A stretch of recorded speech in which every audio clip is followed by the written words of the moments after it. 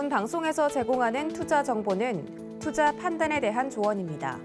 방송에서 제공하는 주식의 가치, 가격 상승 및 가격 하락에 대해서는 방송사에서 보장하지 않습니다.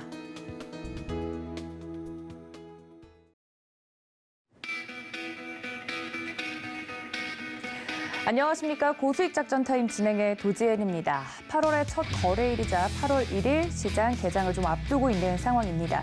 주말 사이에 나왔던 뉴욕 증시 상황들과 이슈들을 분석을 통해서 이번 주도 저희 증시 작전 세워보도록 할 텐데요. 코스피 시장도 그렇고 뉴욕 증시도 그렇고 지난주 흐름이 굉장히 좋았습니다. 계속해서 좋은 흐름 이어갈 수 있을지 체크해보고 거기에 따른 전략 세워보도록 하겠습니다. 자, 증권은 그렇고요. 그렇다면 본격적으로 코인 시황은 어떤지부터 살펴보고 오겠습니다. 함께 보시죠. 네, 안녕하세요. 캐스터 이윤주입니다. 지난 주말 사이에 있었던 우리 시장 상황 함께 살펴보도록 하겠습니다. 이미 연준금리 발표 이후 전반적인 이 세계 시장 경제들이 전반적으로 좀 진정되는 국면을 보여주고 있습니다. 그 와중에 우리 시장도 일제히 상승세를 보여주면서 간만에 회복이 나와주고 있는데요. 특히 나스닥과 함께 동조화되면서 강한 상승세를 보여줬던 한 주였습니다. 지난 주말에 비트코인이 6주 만에 다시 24,000달러를 재돌파해줬고 이더리움 같은 경우도 가격이 다시 1,700불대로 오르는 등 이 메이저 코인들의 강한 상승세가 보여지면서 전반적인 암호화폐 시가총액 또한 큰 폭의 상승 보여줬습니다. 다만 전일 대비는 현재 0.86% 소폭으로 하락에 전환됐지만 여전히 마켓캡은 1조 달러 이상에서 거래가 되고 있습니다. 비트코인 전일 대비 1.3% 소폭 하락 전환됐고요. 일주일 전 대비는 여전히 2% 가까운 상승세 보여주면서 현재 가격은 23,000불대 거래가 되고 있습니다. 현재 비트코인의 이 상황이 앞으로 대기 자금이 들어오면서 지속적인 상승장이 이어질지 혹은 당분간은 이 횡보장이 이어질 수 있을지에 대한 의견도 굉장히 다양한데요.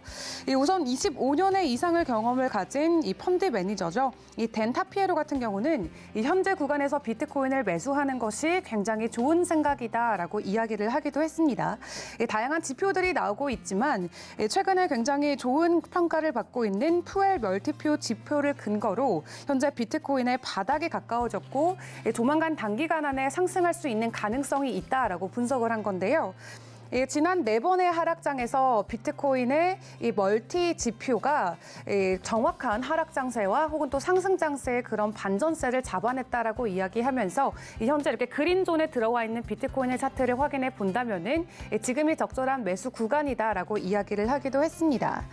또 최근 블록웨어 인텔리전스 애널리스트도 이 해당 지표를 멘션을 하면서 현재 지표로 봤을 때는 적정한 매수 구간이다라고 다시 한번 힘을 실어주기도 했습니다. 이더리움 같은 경우도 굉장히 좋은 가격 흐름 지속적으로 보여주다가 어제 대비는 소폭 전환이 됐습니다. 현재 전일 대비 1.33% 하락하면서 1,600불대 거래가 되고 있는데요. 사실 최근 들어서는 비트코인보다 더 큰 상승폭을 보여줬던 이더리움이죠. 9월 달에 머지 이벤트가 준비돼 있는 만큼 이 기술적인 호재가 현재 가격에도 적극적으로 반영이 되고 있는 모습 보여주고 있습니다. 최근 이 코빗 리서치 센터에서 이번 이더리움의 가격, 어떻게 해서 이런 가격이 일어날 수 있나와 관련돼서 보고서를 내기도 했습니다.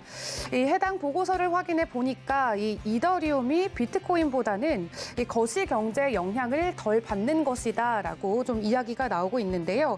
이 매크로적인 요인이 전반적인 코인 시장의 큰 가격적인 변동성을 야기하지만 이 비트코인보다는 이더리움은 내부적인 자체적인 이슈로 가격 변동이 일어나는 것이 더 많다라고 이야기하고 있습니다. 이더리움 같은 경우는 네트워크의 채택 속도, 그리고 거래소의 순이익 감소, 또 네트워크상의 거래, 또 참여 증가 요소가 가격적인 영향에는 더 큰 이슈들이 된다라고 이야기하면서 최근에 이더리움의 고유 요인 중에 하나인 머지 이슈가 조만간 해결될 것으로 보이면서 긍정적인 전망치가 이어질 것 같다라고 기대감을 표하기도 했습니다. 이어서 다른 코인들도 함께 살펴보도록 하겠습니다. 3위와 4위에 USDC 그리고 테더 있습니다. 큰 변동성 없이 가격 일불이고요.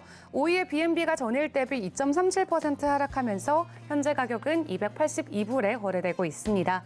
6위의 리플도 전일 대비는 2% 가까이 하락했지만 전주 같은 시간 대비는 6% 가까운 상승률 보여주면서 현재 가격은 0.3달러고요. 7위의 바이낸스 USD 큰 변동성 없이 가격 일불입니다. 8위의 에이다가 전일 대비 1.65% 하락 전환되면서 현재 가격은 0.5달러고요. 솔라나가 좀 큰 폭의 하락세 보여주고 있습니다. 전일 대비 4.39% 하락한 42불에 거래되고 있고 마지막으로 도지코인도 전일 대비 2% 가까이 하락 전환되면서 0.06달러를 유지해주고 있는데 최근 도지코인과 관련된 또 다양한 이 가격 전망들이 나오고 있습니다. 그중에서도 암호화폐 온체인 애널리스트인 알리 마르티네즈 같은 경우는 본인의 트위터를 통해 이 도지코인이 조만간 0.08달러까지 상승해줄 수 있다라고 이야기를 했습니다. 이 해당 배경으로는 도지코인의 11 신규 주소가 지난 2개월 동안 무려 260%가 증가했다라는 점을 다시 한번 짚어냈는데요. 또 도지코인은 위에 강력한 저항 구간이 확인되고 있지 않기 때문에 만약에 상승을 해준다면은 0.08달러까지도 순식간에 오를 수 있는 가능성이 있다라고 이야기하고 있습니다. 하지만 금융정보 제공 사이트인 파인더닷컴 같은 경우는 현재 도지코인 가격과 관련해서 조금 다른 입장을 보여주고 있습니다. 이 암호화폐 전무일 패널 중에 55%가 향후 몇 년 동안 도지코인의 가치는 완전히 상실될 것이다라고 이야기를 한 건데요. 그중에서 오는 55%가 도지코인의 가치를 완전히 내재 가치가 없다라고 분석하고 있다라고 합니다. 반등할 수 있을 것이다라고 믿는 이 전문가들은 22%에 그쳤다고 하는데요.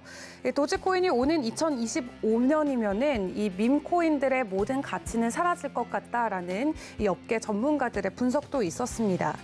하지만 낙관적인 전망을 가진 전문가들도 여전히 존재하기는 하는데요. 그중에도 메타토프의 공동 설립자인 워커홈즈 같은 경우는 도지코인은 사실 훌륭한 커뮤니티를 가지고 있기 때문에 이 콘텐츠적으로 지속적인 상승세를 보여줄 수 있는 가능성이 굉장히 큰 프로젝트다라고 이야기하면서 올해 연말까지 0.4달러에 도달할 것 같다라는 굉장히 긍정적인 전망치를 내놓기도 했습니다. 그럼 이 시간 특징주도 함께 살펴보도록 하겠습니다. 최근 다양한 이 기술적인 호재들이 여러 프로젝트에서 전해지고 있는데요. 그중에서도 폴리곤과 관련된 이 메인넷 업데이트 많은 분들이 기대하고 계신 것 같습니다. 이번에 새로운 EVM 롤업을 적용을 한다라고 하는데 이 해당 롤업이 적용이 되면은 이 비자 카드사보다도 훨씬 더 우월한 이 월등한 결제 시스템을 도입할 수 있게 된다라고 합니다. 이 해당 소식에 폴리곤도 가격이 굉장히 긍정적으로 전망이 되면서 많은 투자자분들께서 집중하고 계신 것 같고요. 전반적인 업계 전망도 조금 살펴보자면은 최근에 비트코인 이 원화마켓에서도 3천만 원을 다시 탈환해줬습니다. 최근에 굉장히 유명한 억만장자 벤처 투자가인 팀 드레이퍼 같은 경우도 향후 비트코인이 법정 화폐보다 더 나은 통화의 역할을 할 수 있을 것이다라는 굉장히 긍정적인 전망치를 내놓기도 했습니다. 가상자산을 수용하고 있는 국가들이 앞으로 40년 후에는 승자가 될 것이다라고 이야기하면서 이미 비트코인을 법정 통화로 채택한 엘살바도르 같은 경우는 미국보다 5년은 앞서 있다라고 굉장히 좋게 이야기를 했는데요. 드레이퍼 같은 경우는 사실 테슬라, 한메일, 그리고 스페이스X, 바이두에 초기 투자를 했던 이 투자의 귀재라고도 불리죠.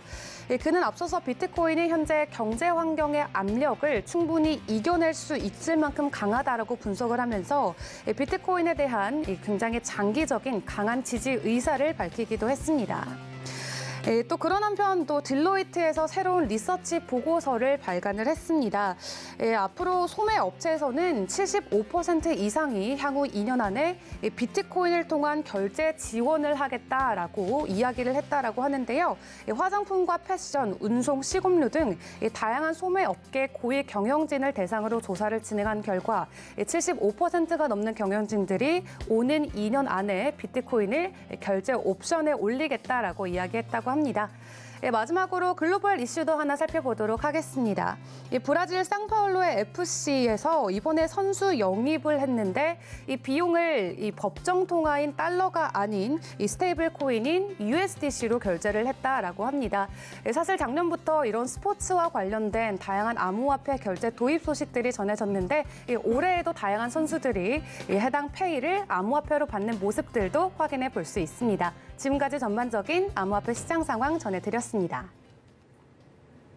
네, 이렇게 암호화폐와 관련된 시황까지 분석을 하고 넘어왔습니다. 본격적으로 글로벌 이슈를 통해서 국내 증시 작전 세워보도록 할 텐데요. 도움 말씀 주실 분 소개해드리겠습니다. 브레인코리아 인베스트 신승용 대표님 모셨습니다. 대표님 어서 오세요. 네, 안녕하십니까. 네, 본격적으로 이번 주 시작으로 8월이 또 시작이 됩니다. 네네. 첫 번째 질문부터 바로 좀 드리자면 지난주 굉장히 큰 글로벌 빅 이벤트들을 소화해내면서 우리 시장도 흐름이 좋았고 뉴욕 증시도 돌아보니까 7월 한 달간 계속 올라왔더라고요. 그래서 이런 투자 심리 개선이 계속 이어질지 궁금한데 어떻게 네네, 보시나요? 말씀하셨던 대로 시장 내 빅 이벤트라고 할 수 있는 FOMC 마무리가 됐고요. 우리나라 같은 경우 한은 금통위 마무리가 됐고 유로존 같은 경우 22 통화정책회의 거의 11년 만에 금리를 처음으로 인상을 했는데 특히나 11년 만에 인상을 했음에도 불구하고 이번에 빅스텝을 밟은 50bp 인상이라는 초유의 금리 인상 만들어냈다라는 점. 미국도 마찬가지죠. FOMC 2회 연속 그 FOMC에서 75bp의 금리 인상을 단행했고 우리나라 한은 역시 50bp 상당히 사상 초유의 금리 인상 폭이었다라는 부분. 지금 현재 시장 내에서 생각하는 부분은 이런 것 같습니다. 일단 갈 때까지 갔다. 더 이상 나빠질 수는 없다라는 그런 분위기. 그 두 가지를 짚어볼 수 있을 것 같은데요. 그 하나가 결국 인플레이션이 정점 통과한 것은 아니겠느냐라는 그런 가능성 내지는 기대감. 두 번째는 금리 인상의 속도가 이제 더 이상 빨라질 수는 없지 않겠느냐라는 기대감. 이 두 가지 결국 금리 인상 속도 정점 그리고 인플레이션 정점. 이 두 가지 기대감이 시장 내에 어떤 지난주에 있었던 빅 이벤트를 마무리를 하게 되면서 불확실성이 해소가 되게 되고 그리고 나와 있는 어떤 경제 지표들이랄지 이런 부분들이 대다수 상당 부분 이 정점 통과라는 가능성에 상당 부분 무게 중심을 실을 수 있을 만한 그런 근거가 되고 있다라는 부분. 물론 이렇습니다. 지난 주말 미국의 2분기 GDP는 상당 부분 좋지 않았습니다. 시장에서 기대했었던 플러스 전환.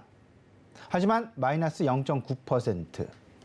분기별 0.9%의 경제 둔화 내지는 경기 하락 이런 부분들이 나타나게 되면서 경기 침체 가능성이 높아지는 것이 사실이지만 시장은 오히려 이런 부분을 조금은 좀 무시 내지는 조금 넘겨짚는 그런 상황. 그 이야기에는 일단 정점 통과라는 불확실성 또는 가장 안 좋은 것이 최악의 상황을 지났다라는 그런 해방감.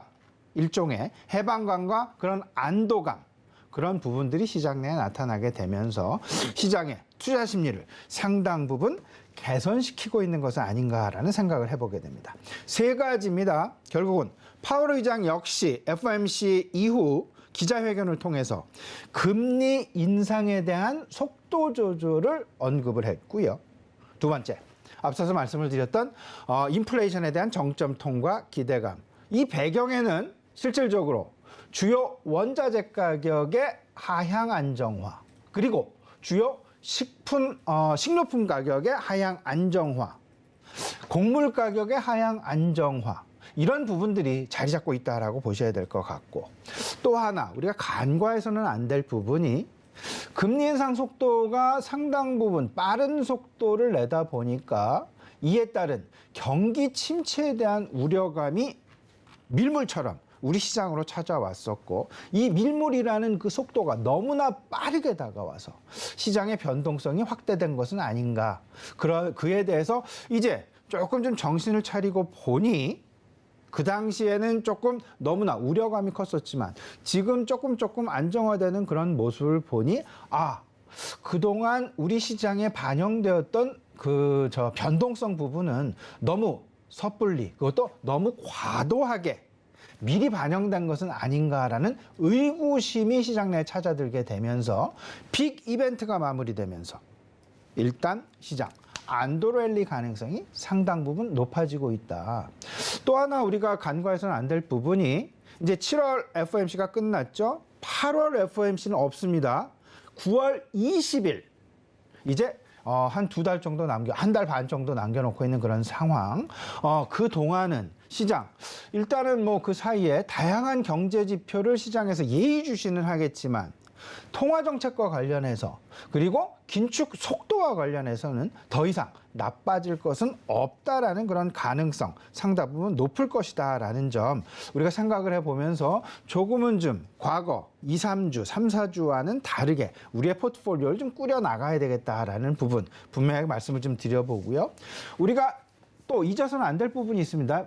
파월 의장이 이런 얘기를 했죠. 경제 지표를 보고 향후 통화 정책을 계속해서 속도를 더 낼지 아니면 속도를 감속할지 이런 부분 결정하겠다. 하지만 이 부분을 시장에서는 금리 속도가 더 이상은 빨라지질 않을 것이다라는 쪽으로 인지를 하고 있는데 그 배경은 이렇습니다. 앞서서 말씀을 드렸다시피 원자재 가격의 급등 상황이 나타나고 있지는 않습니다. 오히려 하향 안정화를 시키고 있기 때문에 이런 부분들은 전체적으로 인플레이션의 정점이 통과됐다라는 쪽으로 시장은 생각을 많이 전망을 하고 있다라고 보셔야 될 것 같고 그런 부분 속에서 미 연준 FOMC가 의사결정을 함에 있어서 어떤 경제 지표를 바라보고 있을까? 당연히 중요한 것 물가와 고용입니다. 물가 6월달 2주 전이었죠. 미국의 6월달 CPI 발표가 9.1%였습니다. 네, 과연 9%가 넘을 수는 있습니다. 하지만 과연 두 자릿대 10%가 넘는 물가 상승률이 나타날 수 있을까? 이미 휘발유 가격도 상당 부분 하향 안정화가 되었고 그리고 국제 곡물 가격도 상당 부분 하향 안정화가 되었다. 이런 부분들을 생각을 해보면 인플레이션은 이미 지금 현재 고공행진은 하고 있지만 그럼에도 불구하고 더 이상 인플레이션의 상승 속도가 빨라지진 않을 것이다라는 나름대로의 정점 통과 기대감이 작용을 하게 되고 고용 부분이 상당히 중요한데 항상 옐런 재무장관도 그렇고 파월 의장도 그렇고 바이든 대통령도 그렇고 고용은 너무나 강력하다. 우리나라도 마찬가지가 되겠습니다.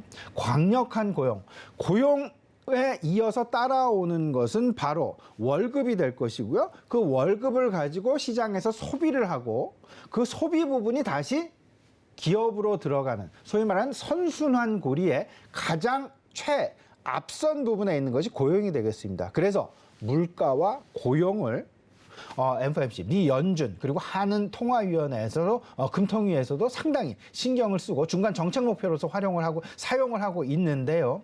이런 부분들 꼭 예의주시하셔야 될 것이고 아울러서 GDP도 그렇고 그다음에 금융시장도 그렇고 제조업의 생산성도 마찬가지고 여기서 금융시장이라는 부분은 이렇게 보셔야 됩니다. 금융시장이라는 부분은 환율 시장과 외국인 수급, 글로벌 유동성의 안정화 부분으로 이해를 하시면 될 것 같습니다.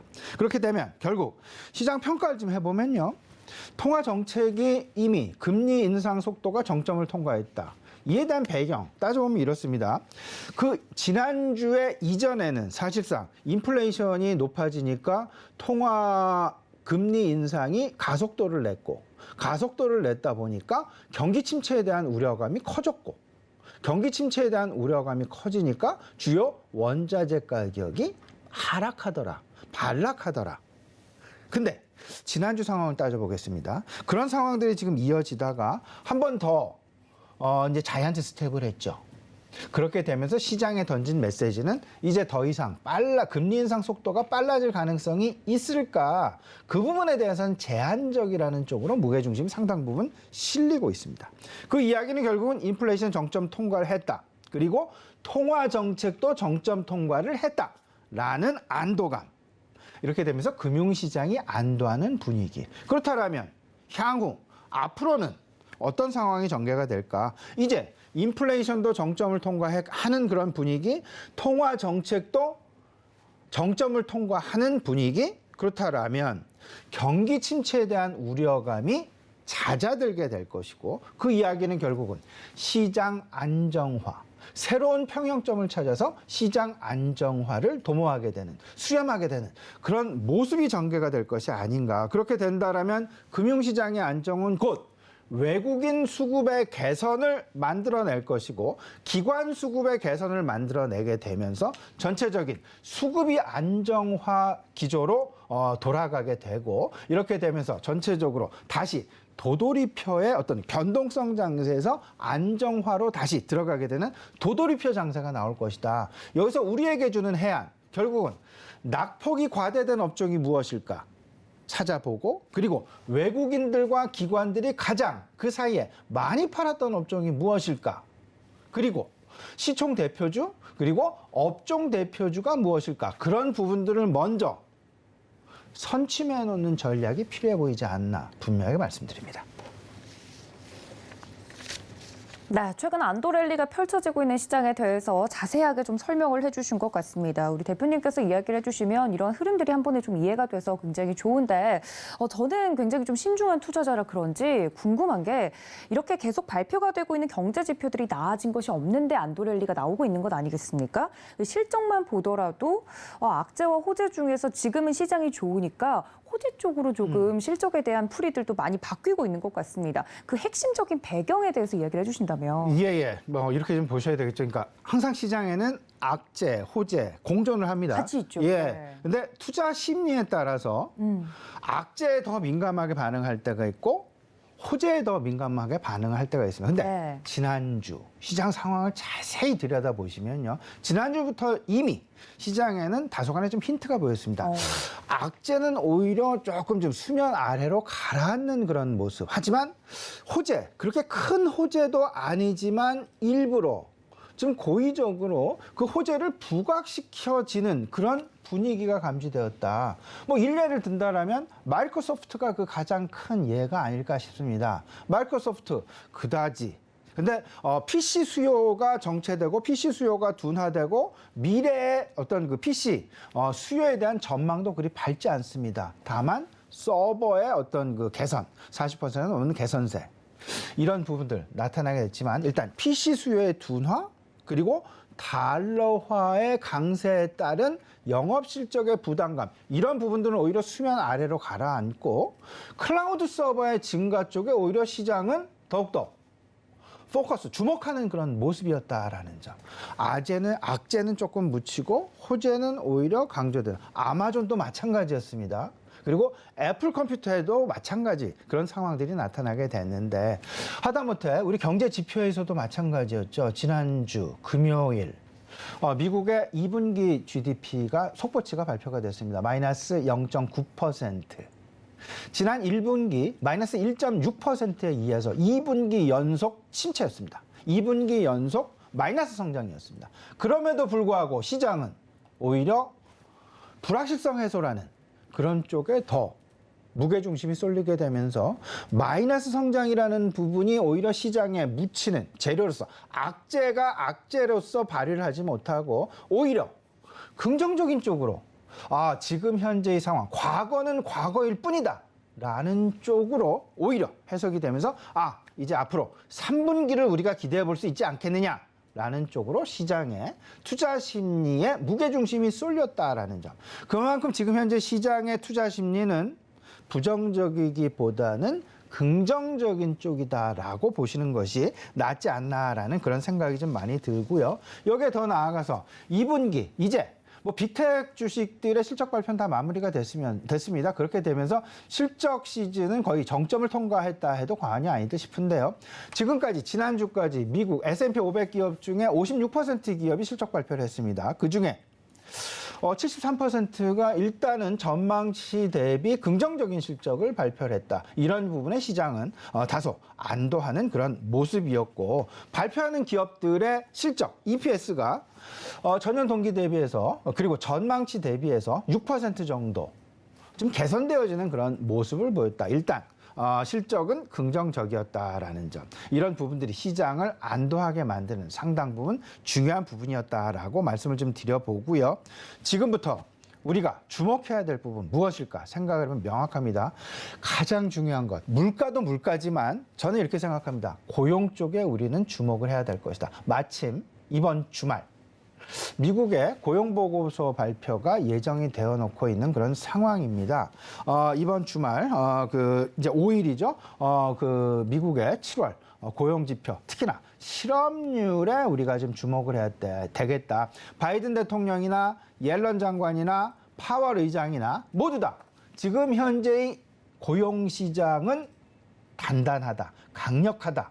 3.6%의 실업률은 상당 부분 거의 완전 고용에 가깝다라고 이야기를 하면서 경기 침체보다는 경기가 버틸 수 있다라는 그런 자신감을 계속해서 보여주고 있다. 그에 대한 근거가 바로 핵심 근거가 미국의 지금 현재 완전 고용에 가까운 실업률이다. 만에 하나 이 실업률 3.6%가 조금 올라가거나 한다라면 시장 조금 좀 변동성에 휩싸일 그럴 가능성도 충분히 있을 수 있다라는 점 꼭 생각을 해보시면서 뭐 당연히 인플레이션 살펴야 되고 그다음에 고용 살펴야 되고 특히 환율 부분 그리고 이제 기업의 생산성 이 부분까지 우리가 아울러서 좀 살펴야 되겠다라는 점 분명하게 말씀드립니다.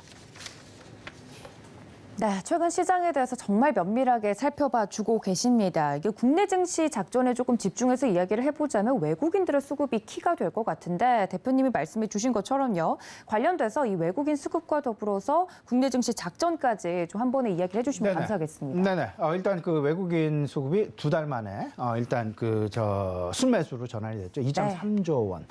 지난 이제 6월 달에는 5조 원이 넘는 그런 순매도를 이제 보이다가 문제는 이제 지금 이제 전체적으로 불확실성이 해소가 되면서 7월 달 다소간 외국인들의 수급 더 이상 빠질 것이 없다라는 그런 저점이라는 인식 확산이 되었다라는 부분도 우리가 분명히 할 수 있을 것 같고 그러면 앞으로가 문제일 것 같은데 가장 중요한 건 달러화의 방향성일 수밖에 없다라는 점 분명하게 말씀을 좀 드립니다. 달러 인덱스 그래프를 잠깐 보시게 되면요.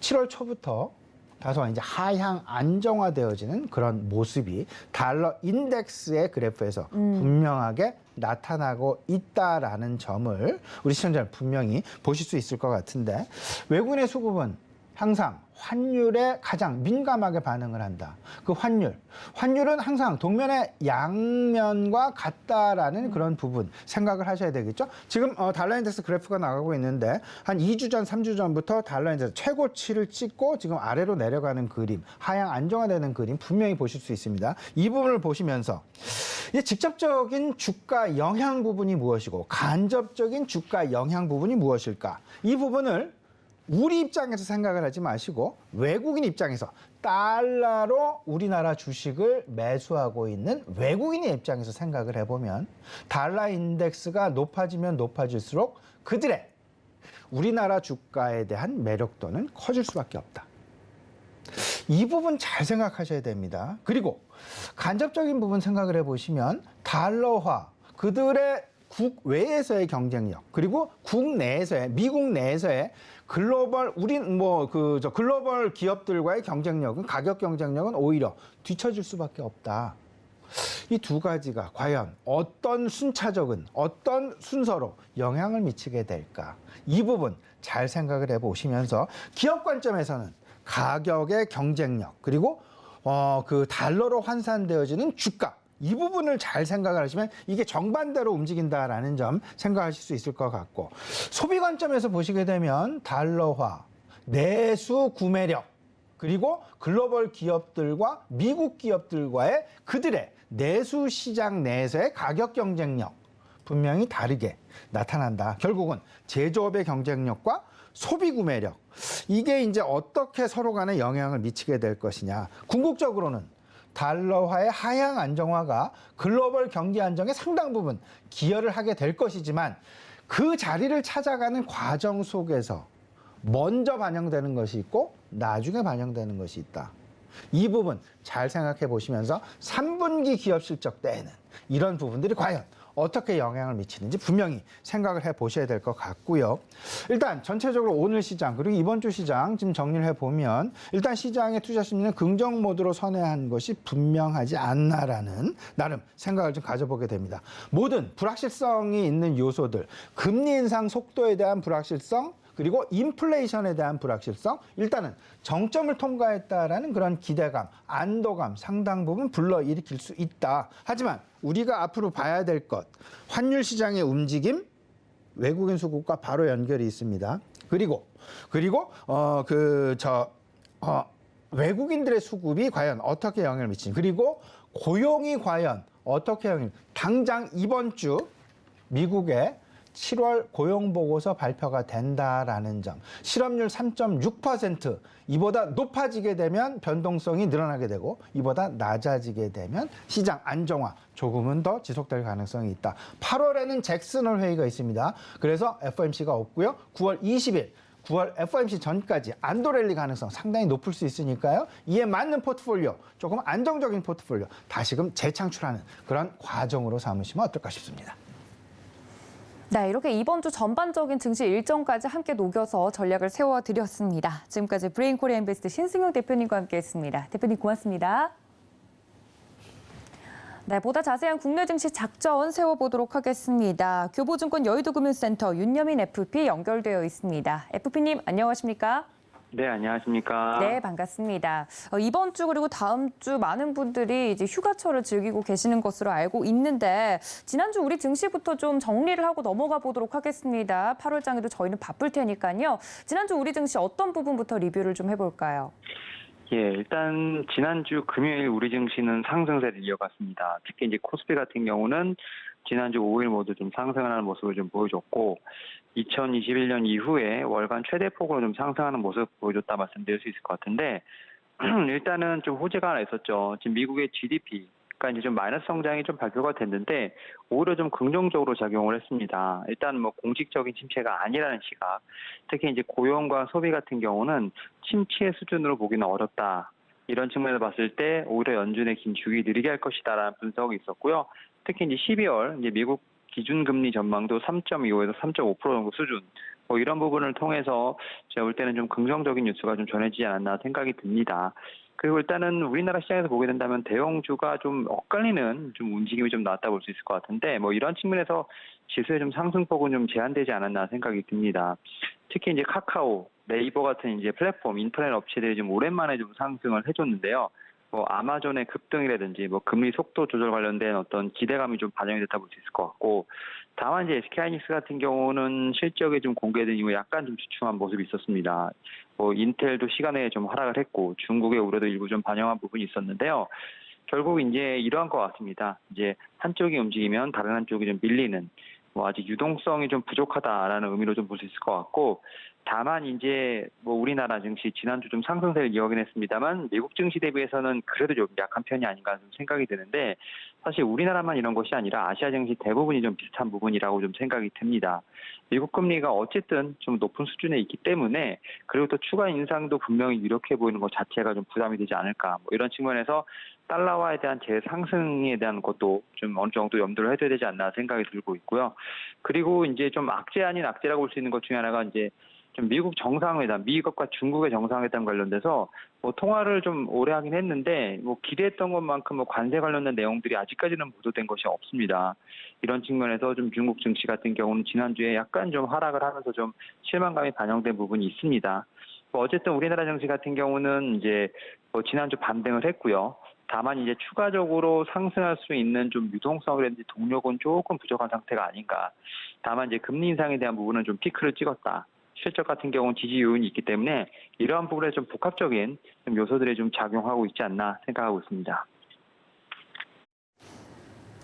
네, 말씀해 주신 것처럼 걱정보다는 오히려 현실이 좀 더 나았다라는 풀이 속에서 국내 증시도 지난주 상승세를 좀 이어가는 모습을 보였습니다.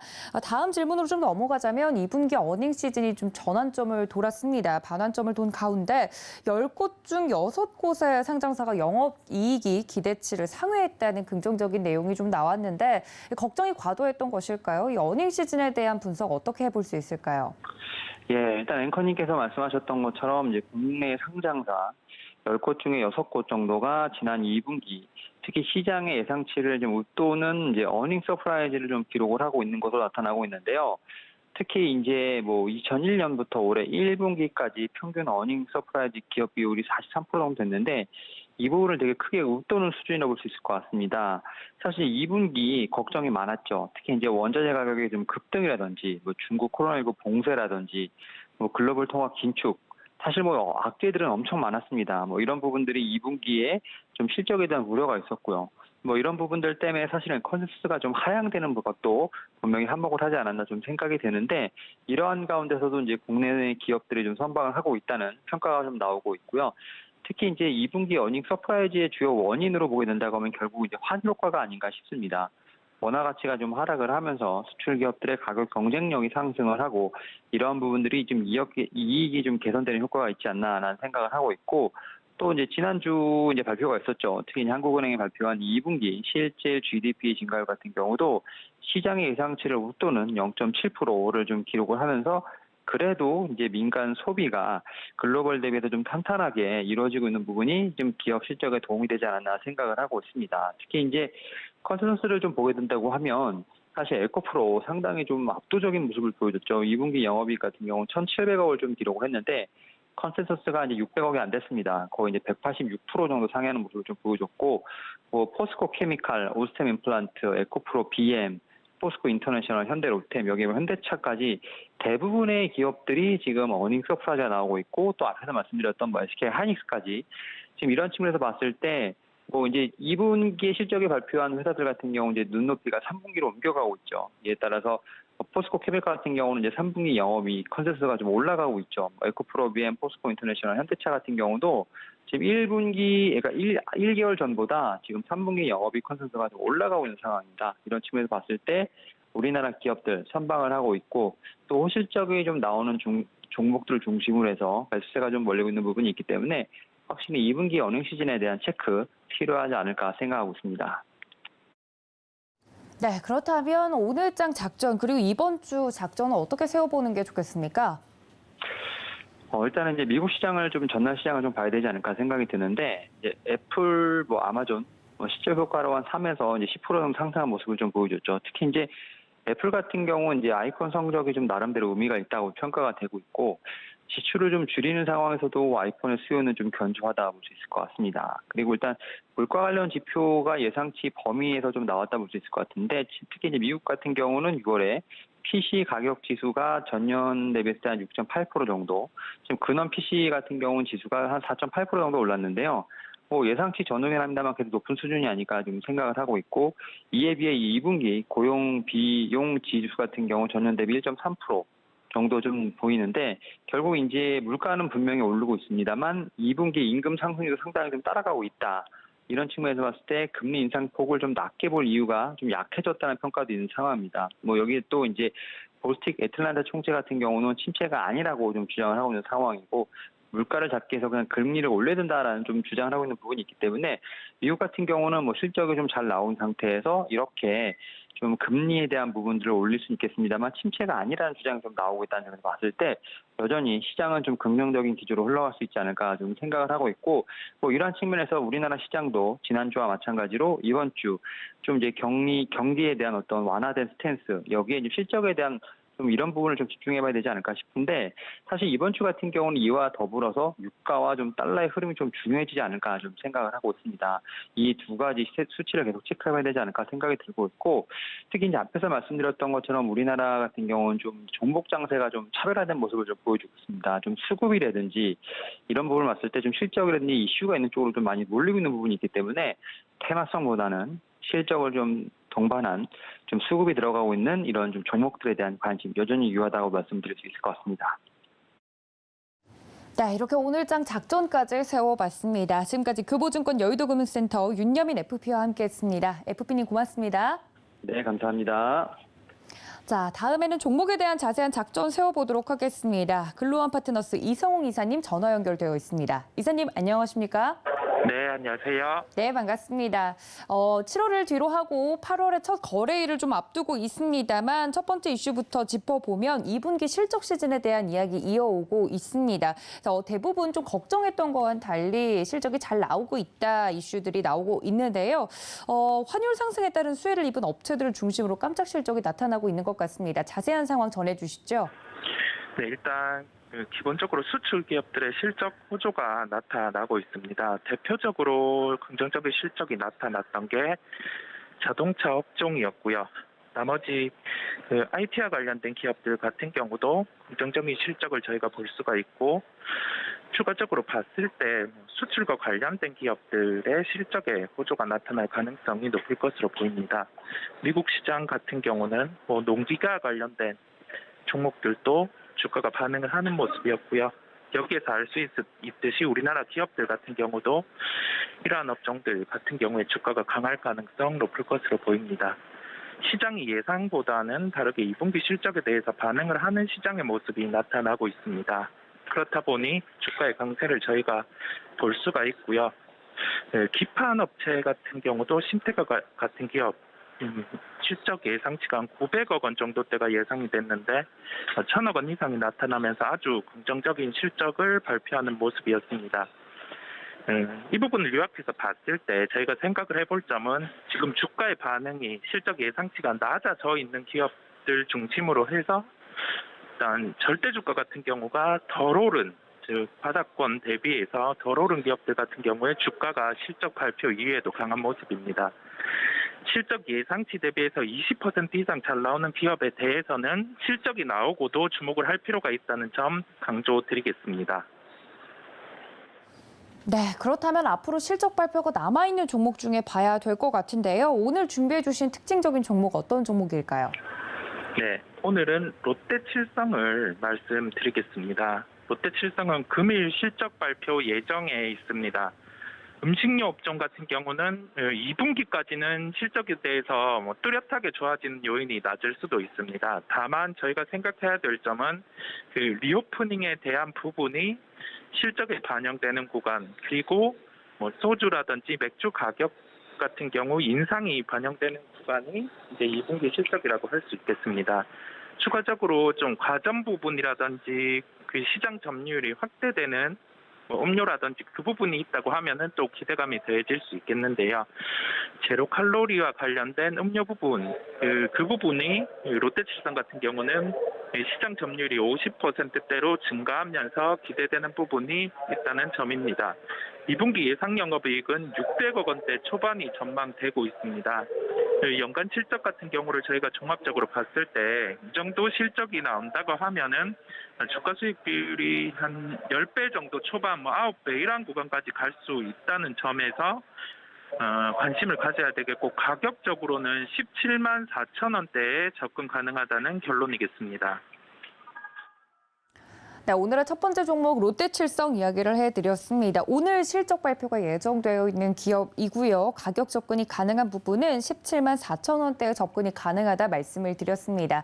제품들의 가격 인상으로 인해서 이 기업의 실적이 조금 더 개선될 것을 포함해서 이슈까지 좀 짚어드렸으니까요. 여러분들 이 점까지 함께 참고해 보시면서 오늘 롯데칠성 주가 흐름 같이 체크해 보시면 좋을 것 같습니다. 자, 두 번째 이슈로 좀 넘어가 보도록 하겠습니다. 대형 IT 업종 실적 발표 이후에 주가 부진세를 이어가고 있습니다. 외국인들의 수급만 보면 긍정적으로 볼만한데 계속 이 주가 측면에서 봐서는 쭉 볼만한지도 개인적으로 궁금한데요. 초점을 맞춰야 될 부분 어느 쪽으로 저희가 맞추는 게 좋겠습니까? 네, 일단은 대형 IT와 관련해서 우리나라 주가 같은 경우에 변동성은 위로는 확대가 되지 않는 상황입니다. 그만큼 지금은 재고와 관련된 부분은 평년이라든지 그런 측면을 대비해서 높지는 않은 구간입니다. 다만 지금은 수요 쪽의 회복이 뚜렷하지 않기 때문에 주가의 상승, 그다음에 삼성전기 같은 종목 같은 경우는 중국의 스마트폰 회복이 나타나야 하는데 그러한 현상이 좀 두드러지지 않다 보니까 상대적인 주가의 부진이 지속되고 있고요. 미국 같은 경우는 인텔의 주가 부진 흐름이 나타나고 있습니다. 인텔은 신저가 흐름을 저희가 확인할 수 있었는데 그거는 뭐 개별 기업 이슈겠고 이 수요 부진 측면에서 계속 지속되고 있다는 점이 하나의 문제. 다만 지금 2분기 실적이 잘 나온 그 중소형 IT군 그 중에서는 충분히 플레이를 할 수 있거든요. 그렇다 보니 2분기 실적이 좋은 중소형 군으로 한번 종목을 살펴보도록 하겠습니다. 네, 대형주보다는 중소형주 위주로 보자. 어떤 종목을 오늘 준비해 주셨을까요? 네, 종목은 대덕전자를 말씀드리겠습니다. 저희가 이전의 아이디어로 해성 DS 같은 경우 기판 업종의 중심이 될 수 있다는 점을 말씀을 드렸었고 2분기 실적을 발표하고는 긍정적인 실적이었지만 주가가 되려 약세를 나타냈습니다. 그때는 시장 예상치 대비해서 10% 이내로 잘 나오는 경향을 저희가 확인을 할 수 있었거든요. 근데 금요일 장 마감 이후에 심텍 같은 경우는 예상치 대비 20% 정도 이상의 긍정적인 실적을 발표했습니다. 그렇다 보니 다시금 기판 업종에 대한 실적 기대감이 높아지는 상황이라고 할 수 있겠고요. 심텍의 실적 발표는 저번 주에 있었는데 대덕전자 같은 경우는 이번 주 금요일에 예정이 돼 있습니다. 그렇다 보니 미리 저희가 그 비슷한 업종의 주가가 좋았기 때문에 플레이를 해 나가는 점이 하나의 그 투자 아이디어라고 말씀드릴 수 있겠습니다. 가격 접근은 시가 기준으로 28,800원대에 접근 가능하다는 결론이겠습니다. 네, 오늘의 두 번째 특징주 대덕전자까지 이야기를 좀 나눠봤습니다. 가격 접근 시가 기준으로 28,800원대 접근이 가능하다 말씀을 드렸고요. 그렇다면 이사님, 이번 주도 굉장히 또 중요한 경제 지표들도 발표도 될 예정이고 월초 아니겠습니까? 어떤 작전이 유효할까요? 네, 일단 급한 매도는 하지 않아도 되지만은 지금 구간부터는 업종별로 이제 차별화되는 시장의 흐름의 가능성이 높습니다. 2분기 실적에 일단은 초점을 맞춰서 살펴볼 필요가 있겠고요. 실적이 마무리되는 구간에서는 종목별로 확실한 차별화 시장이 나타날 수 있기 때문에 지금 가진 포트폴리오 내에서 조금 시세가 더딘 종목 같은 경우는 비중의 조절도 필요한 구간이 이제부터 시작된 것으로 보입니다. 지수가 어느 정도 목요차 올라왔기 때문에 그 점을 염두에 두셔야 되겠고요. 일단은 이번 주 같은 경우 실적 발표 일정을 체크하고 대응을 할 필요가 있다는 점 강조드리겠습니다. 네, 이렇게 오늘장 작전까지 모두 들어봤습니다. 지금까지 글로원 파트너스 이성웅 이사님과 함께했습니다. 이사님 고맙습니다. 네, 감사합니다. 네, 이렇게 국내 증시 작전까지 종목에 대한 이야기로까지 또 채워봤습니다. 여러분들 장중에 매매 전략은 저희가 매매 시그널을 통해서 잡아드릴 테니까 끝까지 함께해 주시기를 바라고요. 본 방송에서 제공해드린 정보는 투자 판단에 대한 조언일 뿐 해당 주식의 가치나 수익률을 보장하고 있지 않다는 점까지 알려드리면서 저는 잠시 뒤에 다시 인사드리겠습니다. 시청해주신 여러분 고맙습니다.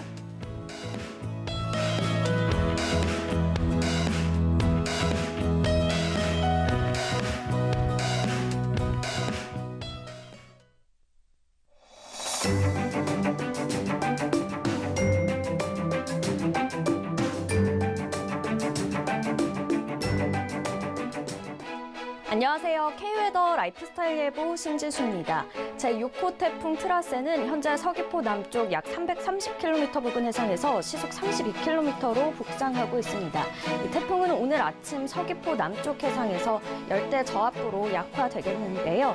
태풍이 수증기를 몰고 오면서 내일까지 전국에 비가 내리겠습니다. 오늘 중북부 지역을 중심으로는 시간당 10에서 20mm의 강한 비가 내리겠고요. 내일까지 수도권을 비롯한 중부 대부분 지역과 충남, 제주도와 지리산 부근에 최대 100mm, 많은 곳은 150mm 이상의 비가 오겠습니다. 그 밖에 강원 영동과 남부지방을 중심으로는 최고 30에서 50mm가 예상됩니다. 이 비는 오늘 늦은 오후에 제주도부터 밤부터 충청 이남 지역들도 그치기 시작하겠고요. 중북부 지방은 내일 아침까지 이어지는 곳이 있겠습니다. 비는 오늘 오전 곳곳으로 잠시 소강 상태를 보이기도 하겠습니다. 다음은 자세한 지역별 날씨입니다. 중부지방 서울 아침 기온 25도 안팎으로 후텁지근합니다. 낮 기온은 서울과 춘천 30도 예상됩니다. 동해안 지방 속초와 강릉의 아침 기온 24도 안팎 보이고 있고요. 낮 기온은 31도까지 오르겠습니다.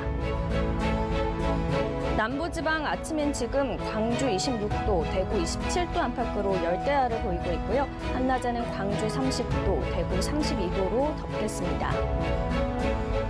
현재 서해와 남해 상해에는 풍랑특보가, 남해 먼바다를 중심으로 태풍특보가 발효 중입니다. 두 해상의 물결은 최고 4에서 5m로 매우 거세게 일겠습니다.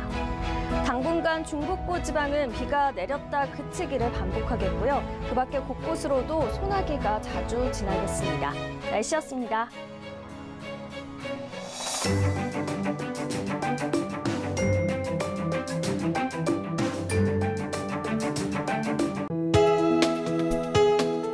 본 방송에서 제공하는 투자 정보는 투자 판단에 대한 조언입니다. 방송에서 제공하는 주식의 가치, 가격 상승 및 가격 하락에 대해서는 방송사에서 보장하지 않습니다.